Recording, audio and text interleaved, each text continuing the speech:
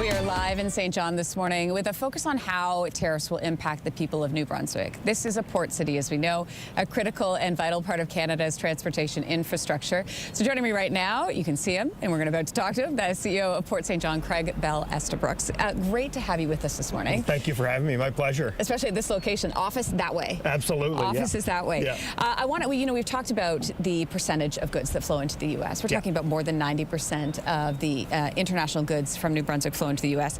What has changed since tariffs have been kicking in? Well, I think it's the interest of looking at trade diversification.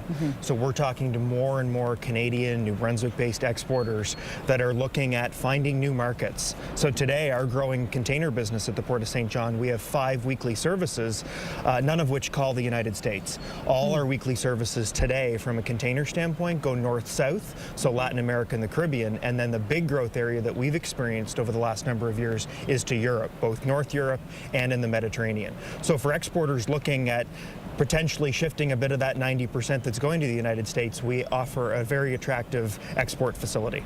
And it's getting busier. It's getting a lot busier. It's getting a lot busier. So that's already been happening. Yes. But are you seeing the conversations happen right now? Are you having the conversations saying, how can we do more? Yeah, absolutely. Yeah. I think in this moment of uncertainty, which, it's ruling the day, uncertainty, unfortunately, people are looking to find new markets and looking at reliable trading partners. And that's the world we're living in. It seems like every moment, whether it's an hour or 2 hours or a day, something's shifting. And for business owners, that's creating a lot of chaos. It is. Yeah. I mean, that reliability, right? Yeah. And that's why those conversations are so important. Yeah. Speaking of important, there was a very important container ship that cruised in here. What was that, 2 weeks ago, the Santa Rosa? It was, yeah. Was this the largest ever to come into port? It was, and it's really many years, if not a decade, worth of work. So we've spent $250 million with our partners, the Government of Canada and the Province of New Brunswick, to upgrade our port infrastructure, and it was all to accommodate larger ships. Wow. So we have a second berth. We can berth 2 container ships simultaneously, and this Santa Rosa was the largest we've ever had call in St. John. And why is this so important moving forward? Because the industry's definitely trending towards larger ships. So if we want to be in that transatlantic trade, trans-Pacific trade to Europe, to Asia, we need to make sure that we can handle the largest container ships in the world, and this is one step in that journey. We're looking at it right now. Our viewers are getting a little peek at the Santa Rosa. How big is this thing? I mean, is this, I'm looking at it, it's hard, with perspective. It's 300 meters, and the cranes are another really important part to that visual that your audience is seeing, because we have 6 new cranes since 2017. The mayor was saying that. Yeah,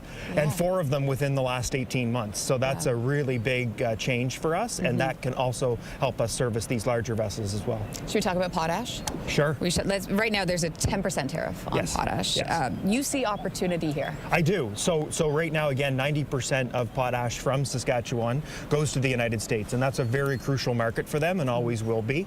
But we're an interesting export facility for the 10% that isn't going to the United States. So we have a long-standing potash terminal. We handle millions of tons on behalf of Campotex out of Saskatchewan. They rail 5-day journey across Canada on CN into St. John, and we export primarily to Brazil, and we've opened up a little bit of that transatlantic trade in the last couple of years. So should that industry look at diversifying further, again, it's that same story, looking to Europe, looking to Brazil, looking to other markets, we're an attractive port of export that has capacity. You're ready. Yeah, we're ready. So in terms of weathering this storm, this current tariff storm that we're in, what are we doing? What's the port doing? Well, on a short-term basis, we're continually talking to our customers, clients, and stakeholders. The private sector operators that are in the Port of St. John, they're all over this. Supply chain figures out the rules, and they move cargo and adjust as needed. They're going to figure this out. It's definitely a trying moment, but we're constantly in communication with them. What can we be doing as a port authority? But also, our role is to look long term. The $250 million I mentioned earlier, that's not for next year. That's for the next 100 years. We have 100 years. Yeah, we have infrastructure and assets at this port that were put in place prior to 1930 that are still in operation today. Wow. So we've got to think short term and long term, because that's our role. 100-year forecast. Yeah. It's not easy. Hard to wrap your head around that, isn't it? Yep. Craig, great to have you here today and your voice on this. Thank you so much. We really appreciate it. If you like that video, make sure to subscribe to the Your Morning YouTube feed, where you can find all kinds of new content posted every weekday morning.